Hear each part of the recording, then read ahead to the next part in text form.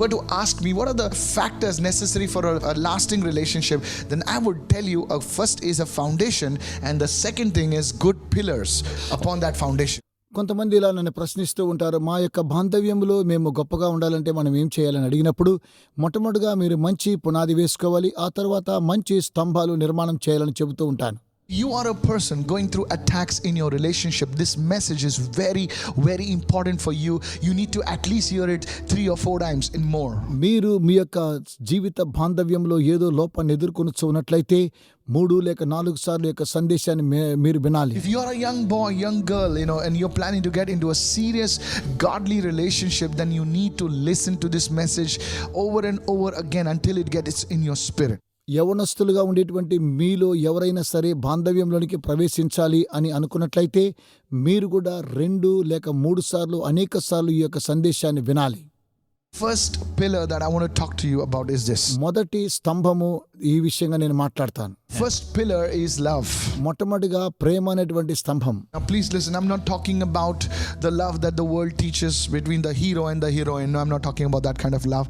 I'm talking about the God kind of love, and it's called agape. ప్రేమ అనేటువంటి విషయాన్ని నేను మీకు తెలియచేస్తున్నాను. అదేదనగా హీరో హీరోయిన్లు చేసుకునేటువంటి ప్రేమ కాదు, ఇది దైవికమైనటువంటి ప్రేమ. ఈ ప్రేమనే అగాపే అని అంటారు. Many kinds of love. చాలా ప్రేమలు ఉన్నాయండి. Greek dissects these, rather shows us the difference. For purposes of our study today, I'm going to talk to you about the God kind of love. It's called the agape love. ప్రేమలో అనేకమైనటువంటి ప్రేమలు ఉన్నాయి, అవి శరీర సంబంధమైనటువంటి ప్రేమలు. అయితే ఈ రోజు నేను మీతో చెప్పునేదేమనగా దైవికమైనటువంటి ప్రేమను గురించి మీకు తెలియచేస్తూ ఉన్నాను. దీనినే అగాపే ప్రేమ అని అంటారు. What do you mean, Pastor, by agape love? Pastor గారు, అగాపే ప్రేమ అంటే దీని అర్థం ఏంటి? Write this down. It's called the God kind of love. అది దేవుని ప్రేమ. రాసుకోండి. How does it look like? ఇది ఎలా ఉంటుంది? What are the characteristics? దీని యొక్క గుణాతిశయం ఏంటి? Go to 1 Corinthians 13 and verse 4. మొదటి కొరింథీయులకు రాసిన పత్రిక 13:4. God kind of love suffers long and is kind. ప్రేమ దీర్ఘకాలము సహించును, దయ చూపించును. God kind of love is not jealous or boastful or proud. దేవుని సంబంధమైనటువంటి ప్రేమ మత్సరపడదు, డంబముగా ప్రవర్తింపదు. It does not demand its own way. అది ఉప్పొంగదు, అమర్యాదగా Many నడవదు. times it's my way or the highway, స్వప్రయోజనాన్ని ఏమాత్రం కూడా విచారించుకొనదు. It's not irritable. అది మత్సరపడదు. And it keeps no record of being wronged. ఎప్పుడు కూడా అది అపకారమును మనసులో ఉంచుకొనదు. It does not rejoice about injustice, but rejoices whenever the truth wins out. దుర్నీతి విషయమై సంతోషపడక సత్యమునందు సంతోషిస్తూ ఉంటుంది. Love never gives up.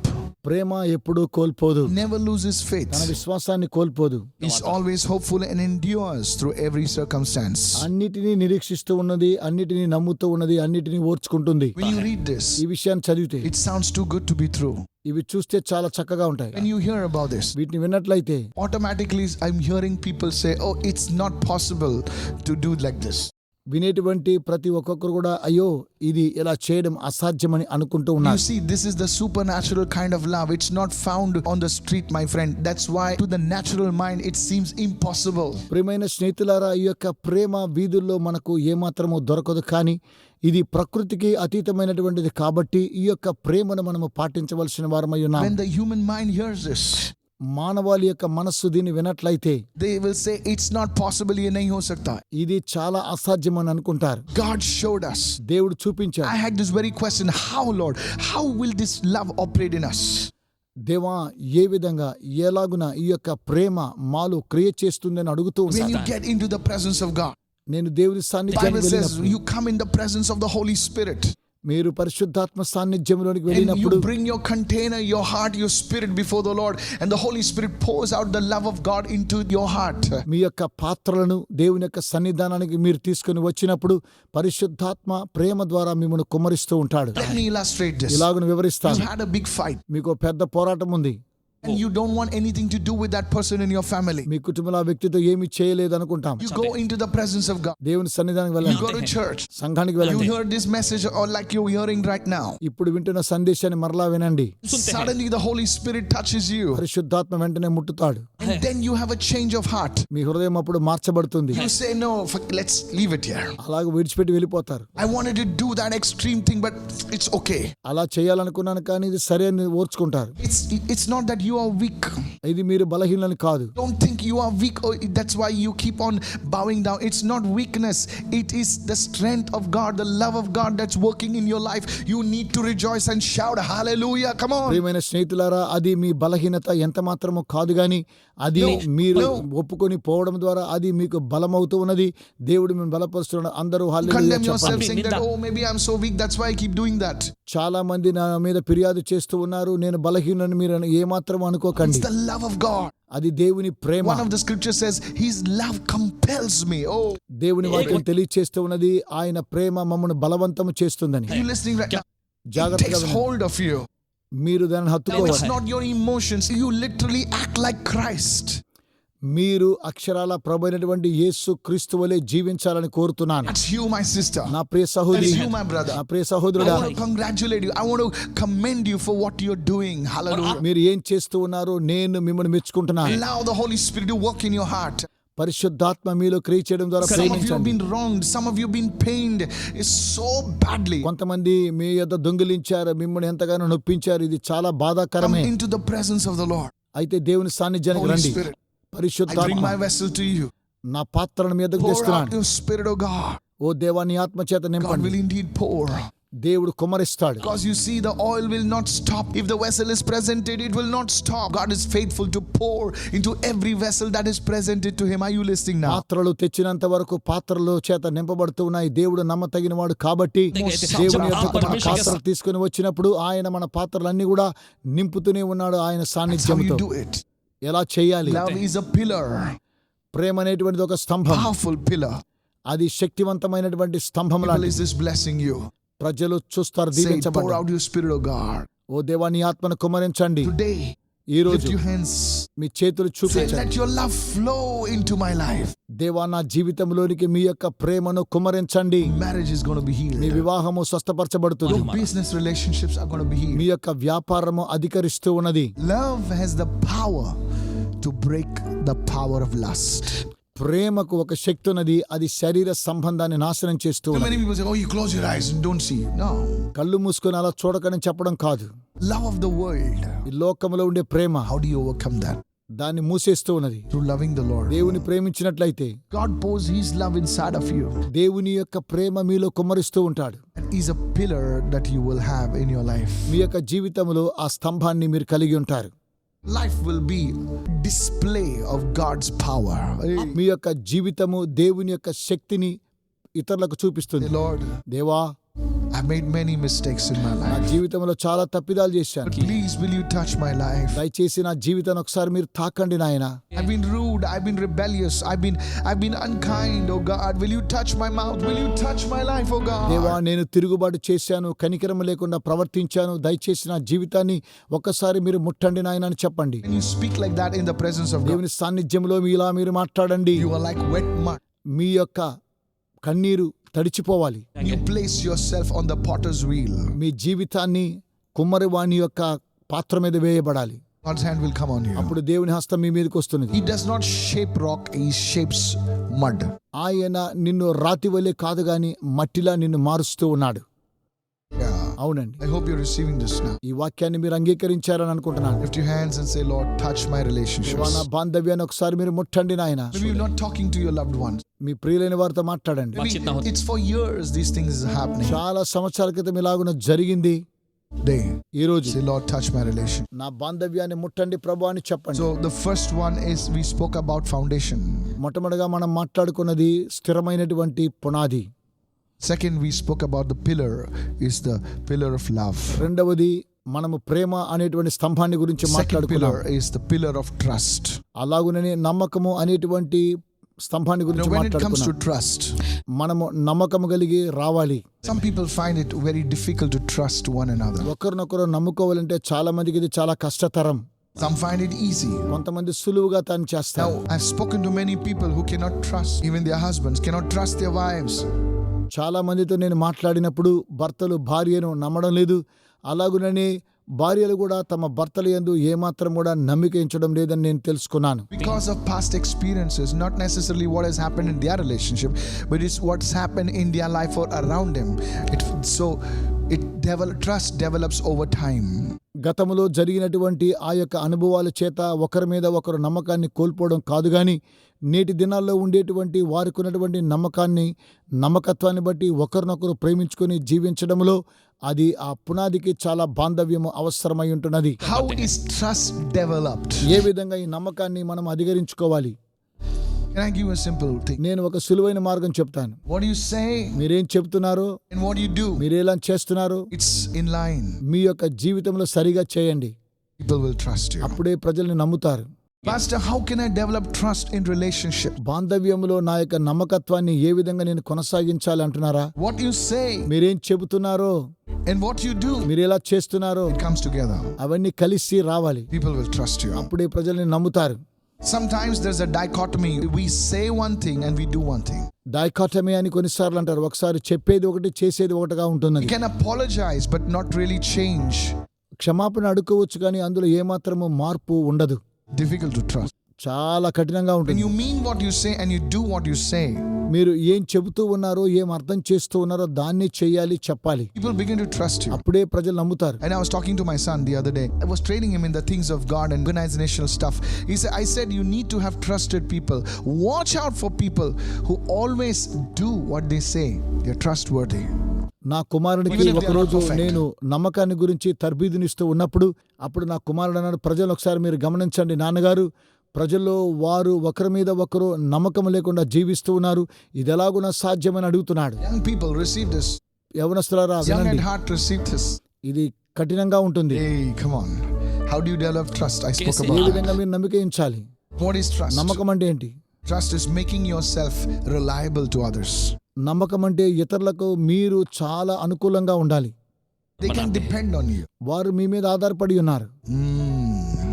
It's a healthy dependence. అది ఆరోగ్యకరమైనటువంటి అనుకూలత. Now some people say, oh, you should not trust people. Listen, hey, come on. కొంతమంది అంటారు ప్రజలను నమ్మలేము అని అంటారండి. I'm talking about close trust. You don't trust somebody whom you don't know, okay? I'm not talking about that నేను trust. చాలా మంది నమ్మకత్వం లేనటువంటి వారి గురించి మాట్లాడలేదు, కానీ చాలా సన్నిహితంగా ఉండే వారి గురించి Trust మాట్లాడుతున్నాను. is an attitude. నమ్మకం అనేటువంటిది ఒక ప్రక్రియ. Never break somebody's trust. ఒకరి నమ్మకాన్ని ఏమాత్రం మనం కోల్పోకూడదు. You cannot be forced into trusting somebody. ఒకరిని నమ్మమని మనం ఏమాత్రం కూడా ప్రోద్బలించకూడదు. If you can find a person ఒక వ్యక్తిని మీరు కనుగొన్నప్పుడు who can be trusted, ఆ మనిషిని నమ్మాలి. you are a blessed man. అప్పుడు దీవెనకరంగా ఉంటారు. Say, Lord, దేవునితో give చెప్పండి, me people whom I can trust. దేవా నేను నమ్మేటువంటి వారు నాకు దయచేయండి. Lift your hands. వారిని Make this prayer. ఇలాంటి ప్రార్థన చేయండి.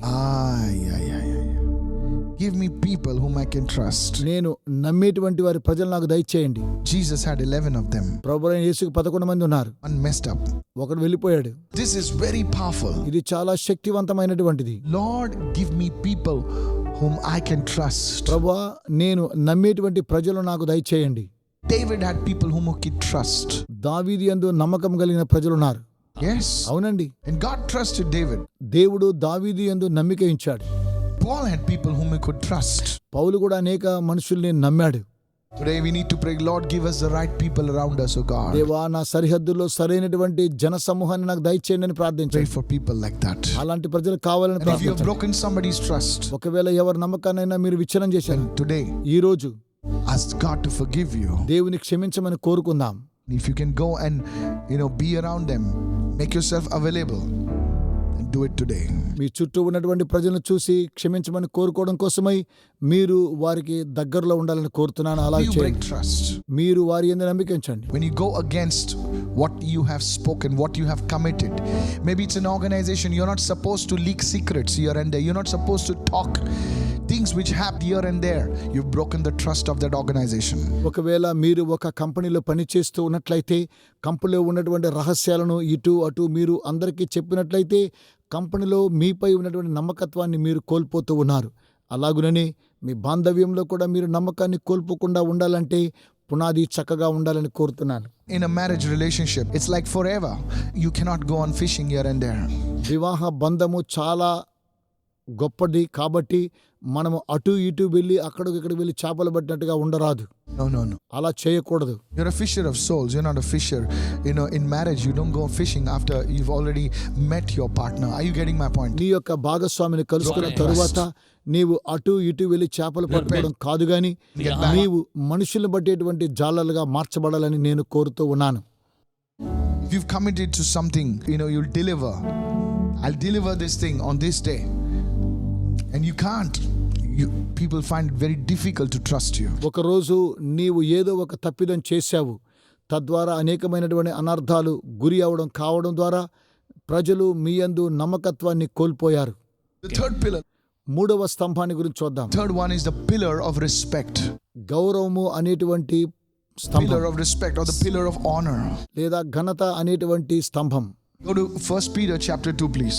మొదటి పేతురు రాసిన పత్రిక 2వ అధ్యాయం చూద్దాం. Breakdown in relationships occur primarily because there is no respect and honor in relationships.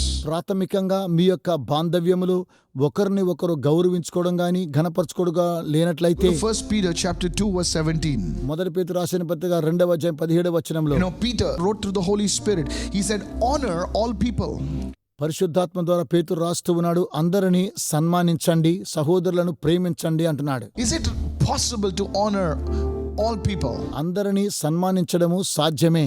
If the word says it, it can be done. వాక్యం అలాగునే సెలవిస్తుంది, చేయగలం. Honor all people. అందరినీ సన్మానించండి. Usually we honor people based on how they dress.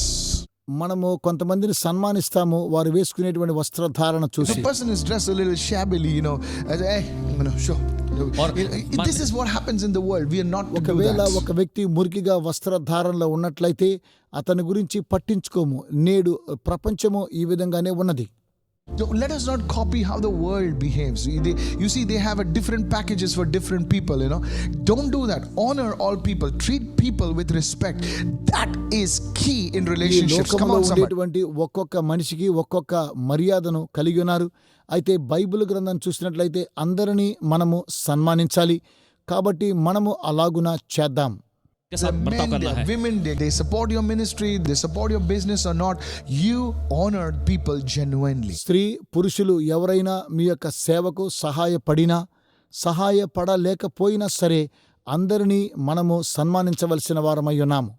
If you are into a business, doesn't matter if the guy has struck a deal with you or not, but you give that person respect and honor that he or she deserves. ఒకవేళ వ్యాపారములో నీతో కూడా ఒక వ్యక్తి ఏకీభవించినట్లయితే దాని గురించి మనం పట్టించుకోని అవసరం లేదు.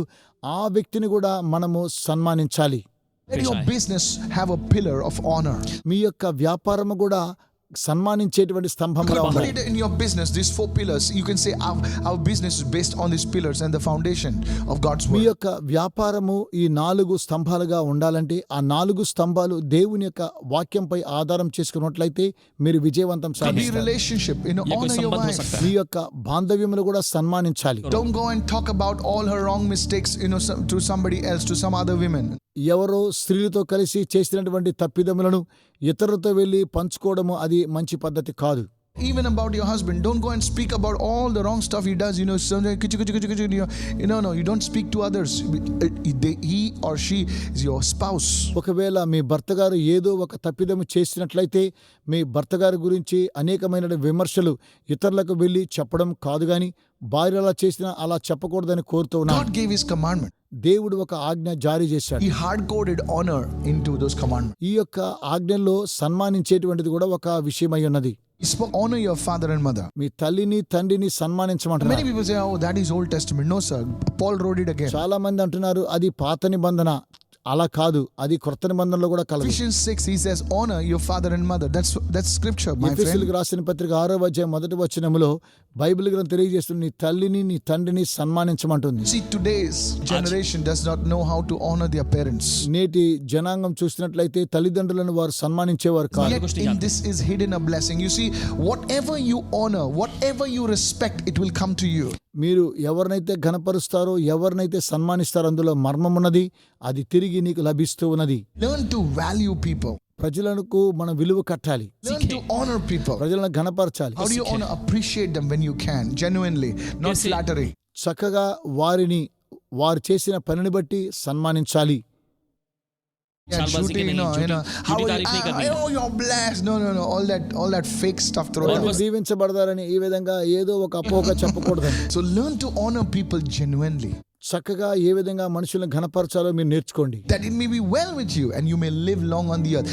You see, there's something of God's health and healing that will begin to flow in your life. మీకు అప్పుడు అది సరిగా ఉంటున్నది కాబట్టి మీరు సన్మానించడం ద్వారా దేవుడు మీకు ఆరోగ్యాన్ని సౌఖ్యాన్ని కలుగు This చేస్తున్నారు. is the pillar that is very much neglected. ఇలాంటి స్తంభాన్ని మీరు ఏమాత్రం కూడా కించపరచకూడదు. So the first pillar was love, the second pillar was trust, the third pillar we are talking about is honor. మొదటి స్తంభము ప్రేమ, రెండవ స్తంభము ఘనత, మూడవ స్తంభాన్ని నమ్మకము. ఇలాగున అనేకమైన విషయాల గురించి మాట్లాడుకున్నాం. When somebody does some job, please honor them, respect them. He says, I appreciate you, what you're doing for God's work, or anything, appreciate them. Just don't take it for yourself, all the మీరు credit. ఎక్కడైనా పని చేస్తున్నా సరే అలాంటి వారిని చూసి వారు చేసేటువంటి పనిని బట్టి వారిని సన్మానించి వారు చేస్తున్నటువంటి దైవ కార్యక్రమాన్ని బట్టి వారి మీద ప్రేమ చూపించి వారిని సన్మానించి This గౌరవపరచాలి. is the way you respect and honor people. ఈ విధంగా మీరు ప్రజలను సన్మానించి గౌరవిస్తూ ఉన్నారు. You will see your relationships go to altogether a different high altogether. Receive this right now. ఇలాగున మీరు చేయడం ద్వారా మీ యొక్క బాంధవ్యములో ఉన్నత స్థాయిని మీరు పొందుకుంటారు. Lift your hands and say with me right now. అందరూ చెప్పండి. Holy Spirit, పరిశుద్ధాత్మ teach me how to genuinely honor people. ఏ విధంగా నేను చక్కగా ప్రజలను ఘనపరచాలో నేర్పించండి. One of the ways, when I was a small kid, నేను చిన్నతనంలో ఉన్నప్పుడు ఒక మార్గం కనిపెట్టాను. my mother was a very strict woman. మా తల్లిగారు చాలా కఠినస్తురాలు. We didn't have many things of the world. Okay? ఈ లోకంలో అనేకమైన కార్యాలు ఉన్నాయి. So when we used to go to church, మేము సంఘానికి వెళ్ళినప్పుడు we used to meet the priest or Jackal pastor, whatever. మేము పాస్టర్ని ఒకసారి మేము కలుసుకుంటాం. She would say, come on, go and say good evening, good morning, whatever. ఆమె వచ్చి నాతో అంటారు, నువ్వు వెళ్ళి గుడ్ మార్నింగ్ లేకపోతే గుడ్ ఈవినింగ్ చెప్పమంటారు. And sometimes we were a little rebellious. మేము చాలా తిరుగుబాటు చేస్తున్నాం, చెప్పమండి. And suddenly our hands would come as a small pinch, and suddenly we knew in which direction to go. వెంటనే మా అమ్మగారు ఏం చేస్తారు, అలాగూ నన్ను గుర్తు చేస్తారు. అప్పుడే వెంటనే మేము ఏం చేస్తామంటే మేము వెళ్ళి ఆయనను పలకరిస్తూ ఉంటాం. We need to respect our elders. మన పెద్దలను మనము ఘనపరచాలి. That's what it is. అలాగ చేయాలి. That's a wonderful pillar, church. సంగమా, ఇది అద్భుతమైనటువంటి స్తంభం. Just imagine the culture of honor. I was talking to somebody else. I told him, he's a corporate guy. I told him, you just don't have to have rules. You need to have a culture of honor in your organization. Somebody say, I receive it. Hallelujah. You just can't go backbiting and, pulling people down everywhere. You need to genuinely honor people. People be attracted towards you. ప్రియమైన స్నేహితులారా, మీ యొక్క organisation లో ఉన్నటువంటి వారిని గురించి వారి మీద ఫిర్యాదులు మోపకుండా ఒకరినొకరు ఘనపరిచినట్లయితే అది చూసి ప్రజలు మిమ్మల్ని ఘనపరుస్తారు, మీరు ఉన్నత స్థాయికి హెచ్చించబడతారు. Culture of honor. అదేనండి సంస్కృతి. Culture of respect. ఒకరినొకరు గౌరవించుకునే సంస్కృతి. Somebody shout hallelujah. హల్లెలూయా అని చెప్పండి. You see why this society is falling. There are no pillars to hold it up. ఎందుకు సమాజం పడిపోతుందనగా సరైనటువంటి స్తంభాల మీద అది నిర్మాణం చేయబడడం లేదు. 4 डिग्रियां हैं, इतने 1 किलो के ये हैं, बोले ये भी किया, इसमें स्पेशलाइज किया. तू गिर क्यों रहा है भाई? Why are you falling? ఎందుకు పడిపోతున్నావు? Why are you not taking off? ఎందుకు నీవు తీసుకోలేకపోతున్నావు? You have everything, సమస్తం కలదు, but you don't have the foundation. అయితే నీకు పునాది లేదు, You don't have the pillars. స్తంభాలు లేవు. I know this may sound a little harsh and people today don't like strong medicine. ఒకవేళ కఠినమైనటువంటి సందేశాన్ని అందించినట్లయితే ప్రజలకు ఇష్టం ఉండదు.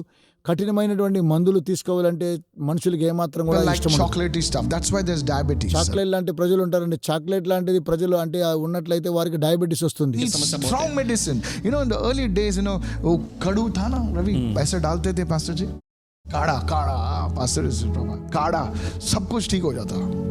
So we need the काढ़ा actually. మనం కఠినమైన పదాలు వినాలి. Hello, काढ़ा will cure us. God's काढ़ा, the God's medicine. దేవుని యొక్క మందులు మనలను That's స్వస్థపరుస్తాయి. the word of God. అది దేవుని వాక్యం. Let's go to the fourth point. 4వ పాయింట్కి The వెళదాం. fourth pillar in our lives must be the pillar of understanding. అర్థం చేసుకునేటువంటి స్తంభము ఇది 4వది. Somebody said common sense is no longer common these days. Common sense అనేటువంటిది ఈ దినాల్లో అది అంతా కూడా అంతమైపోయింది. It's become uncommon. అది అన్కామన్ అయిపోయింది. Proverbs 4 and verse 7. సామెతల గ్రంథం 4:7. See what it says. Wisdom is the principal thing, the main thing. Therefore, get wisdom, and all you're getting, get understanding. Lift your hands and say, Lord, I need your understanding, oh God. జ్ఞానము సంపాదించుకున్నటే జ్ఞానమునకు ముఖ్యాంశము. దేవా నాకు జ్ఞానము కావాలని ప్రార్థించండి. Many times చాలా we సార్లు behave without understanding. ఏమీ తెలియకుండానే ఇలాగ We నడుచుకుంటాం. talk without understanding what is being really said. జ్ఞానము లేకుండానే కొన్నిసార్లు ఏం చెబుతున్నామో అర్థం కాదు. Only मेरी सुन, तेरी बात में सुन, तेरी बात में सुन, पहले मेरी सुन. Understanding is, even talking to make the other person understand rather than you being understood. మొట్టమొదటిగా మీరు మాట్లాడేది అర్థం చేసుకోవడం మాత్రమే కాకుండా ఇతరులు మీ మాటలు అర్థం చేసుకోవాలి. It's not just to speak something, it's for that other person to be lifted up. That's how an understanding person, maybe you're in sales, you're in customer support, maybe you're in a relationship, whether you're in marriage. Understanding is to understand what the other person is really saying and meaning. Come on somebody, that's called, that's being walking in understanding. మీరు ఎలాంటి పరిస్థితిలో ఉన్నా కూడా సరే మీరు ఒకరినొకరు అర్థం చేసుకుని జ్ఞానముతో నడుచుకునేటువంటి వారుగా ఉండాలని కోరుతూ ఉన్నాను. What is he saying? ఆయన ఏం What is చెప్తున్నారు? he trying to say? ఎలా What చెప్పబోతున్నారు? is he showing? ఏం చూపిస్తూ ఉన్నారు? Try to understand. That is bringing understanding in the scene. దాన్ని మీరు అర్థం చేసుకున్నప్పుడే అది మీకు జ్ఞానమై ఉంటుంది. Knowledge will not give you understanding. జ్ఞానము చాలా జాగ్రత్తగా It వివేచన comes కలిగి from the ఉండాలి. presence of God. దేవుని యొక్క సాన్నిధ్యంలో ఉంది. It comes from the word of God. దేవుని వాక్యం ద్వారా లభిస్తుంది. Say, Lord, give me understanding. దేవా నాకు అవగాహన Many శక్తినివ్వండి. fights could have been avoided if there was understanding in that. పోరాటాలను మనం అధిగమించాలంటే మనం ఒకరినొకరు అర్థం చేసుకోవాలి.